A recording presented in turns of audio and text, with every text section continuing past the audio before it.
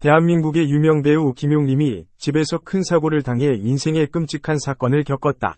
이 가슴 아픈 사건은 그녀의 건강뿐만 아니라 한국 영화와 TV의 최고 스타 중 한 사람의 영혼과 장기적인 예술 경력에도 영향을 미쳤습니다. 화창한 어느 날, 김용림은 집 계단에서 넘어지면서 예상치 못한 사건을 겪었다. 낙관과 회한의 아픔이 그녀의 삶을 뒤덮었고, 팬들과 아티스트 커뮤니티는 우려와 슬픔에 빠졌다. 이번 사건은 김용림에게 신체적 피해를 입혔을 뿐만 아니라 김용림의 정신에도 상처를 입혔다. 사고 후 첫 며칠 동안 그녀는 회복하고 새로운 삶에 적응하는 데 어려움을 겪었습니다. 자제력과 낙천주의는 그녀가 가장 어려운 시기를 헤쳐나가는 데 도움이 되었습니다. 김용림 씨의 가족과 친구들은 그녀의 회복 여정 내내 그녀의 곁에 있었습니다. 그들은 사랑과 헌신적인 지원을 제공하여 그녀가 인생에서 겪는 어려움을 극복하도록 도왔습니다. 이러한 연대감은 그녀에게 가장 큰 격려의 원천일 뿐만 아니라 그녀가 새로운 미래를 당당하게 내디딜 수 있는 열쇠이기도 하다. 김용림은 가족들의 보살핌은 물론 아티스트 커뮤니티와 팬들의 각별한 관심을 받았다. 이 연대는 그녀가 안정감을 느끼고 정상적인 삶을 회복하는 어려운 도전에 직면할 수 있는 힘을 갖도록 도왔습니다. 김용림은 사고로 아직 건강상의 제약을 받고 있지만 강인한 정신력과 의지를 입증했다. 그녀는 건강 회복에 집중하는 데 시간을 투자할 뿐만 아니라 사회 및 자선 활동에도 적극적으로 참여하여 지지적이고 긍정적인 지역사회 구축에 기여하고 있습니다. 이번 안타까운 사건에서 얻을 수 있는 긍정적인 점 중 하나가 있다면 그것은 바로 예술가계의 공감과 연대의 힘이다. 김용림은 어려운 시기에도 불구하고 여전히 예술에 대한 믿음과 사랑을 잃지 않고 있다. 그녀의 인생은 큰 격변을 겪었지만 김용림의 낙관적인 정신과 강한 의지는 여전히 많은 사람들에게 격려의 원천이 되고 있다. 경력 60년이 넘는 배우 김용림은 1961년부터 예술계에 첫 발을 내디뎠습니다. 그녀는 헌신과 열정으로 수십 년 동안 관객을 사로잡았으며 한국 영화 및 TV 산업의 아이콘이 되었습니다.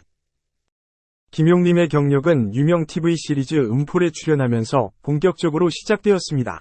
그녀는 자신의 명성을 얻었을 뿐만 아니라 자신의 이름을 뛰어난 연기력의 상징으로 만들었습니다. 특히 김용림은 음풀에서 좋은 연기로 1985년 MBC 연기대상 대상을 수상했다. 기여 김용림은 1986년 제22회 백상예술대상 여우주연상을 수상하며 연이어 성공을 거두며 연기 경력의 안정감과 품격을 다시 한번 확인받으며 김용림의 이름을 마음속에 지울 수 없는 상징으로 만들었다. 관객과 업계 김용림은 예술계의 주요 상 외에도 1997년 제34회 절약의 날 대통령 표창장을 수상했다. 이는 개인의 영광일 뿐만 아니라 이 분야에서 특별한 공헌을 했다는 점을 사회 전체가 인정한 것이다. 예술과 문화에 60년 이상의 경력을 지닌 김용림은 재능 있는 배우일 뿐만 아니라 젊은이들에게 감동과 자신감을 주는 여성이다. 그녀의 인내, 열정, 재능은 여러 세대의 예술가와 관객에게 격려의 원천입니다. 김용림은 한국 스크린의 아이콘일 뿐만 아니라 연기 예술 분야에서 인내와 성공의 상징이기도 하다. 김용림은 영화 인생은 아름다워에서 시어머니 김용림 역을 맡았다. 비록 어렸을 때 남편 최정훈이 집을 떠나 5명의 식구들과 함께 새 가정을 꾸리면서 가정생활은 험난했지만 그러나 김용림은 나약하고 절망적인 여자가 되는 것을 받아들이지 않았다. 오히려 그녀는 세 형제를 혼자서 부양해야 하는 어려운 삶에 직면해 있는 강인하고 결단력 있는 인물이다.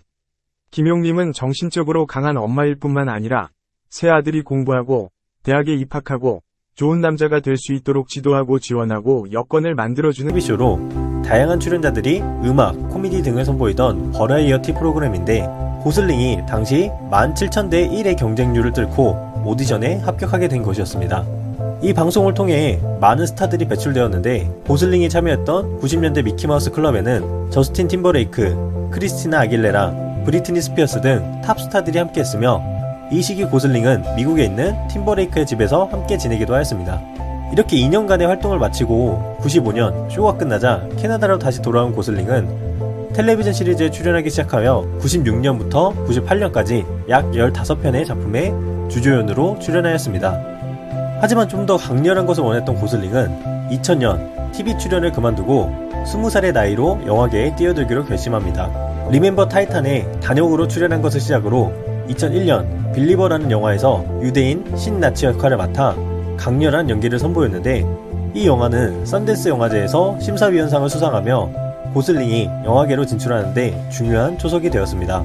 이후 고슬링은 2002년 머더 바이 넘버라는 스릴러 영화에 출연하는데, 이때 함께 출연한 산드라 블록과 연인 관계로 발전하게 됩니다.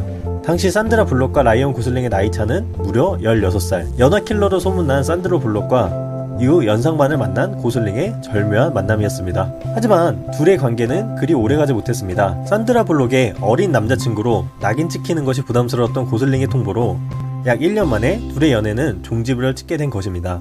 이후 2004년 그는 자신의 커리어를 바꿔줄 출세작을 만나게 되는데, 바로 레이첼 맥아담스와 함께한 영화 노트북입니다. 이 영화는 전 세계적으로 흥행을 거두었으며 많은 여성 팬들에게 라이언 고슬링의 이름을 각인시키게 된 작품이었습니다. 뿐만 아니라 고슬링은 이 영화를 통해 상대 배우였던 4살 연상의 레이첼 맥아담스와 연인 사이로 발전하게 됩니다. 사실 놀랍게도 영화 촬영 당시 둘의 관계는 매우 안 좋았다고 하는데, 2005년 다시 만나 급격히 가까워진 둘은 연인 사이로 발전하게 됩니다. 신기하게도 캐나다의 같은 병원에서 태어난 그들은 파파라치들의 시선에도 아랑곳하지 않고 당당한 연애를 즐겼고, MTV 시상식에서는 베스트 키스상을 타며 노트북의 키스신을 재현해 큰 화제를 불러 모으기도 했습니다. 하지만 노트북의 성공 이후 바빠지기 시작한 그들의 만남은 점차 줄어들었고, 결국 성격 차이를 이유로 약 3년간의 연애 끝에 헤어지게 됩니다. 한편 노트북 이후 고슬링은 다양한 작품에 출연하며 자신의 커리어를 쌓기 시작했습니다. 2006년에는 하프 넬슨이라는 영화에서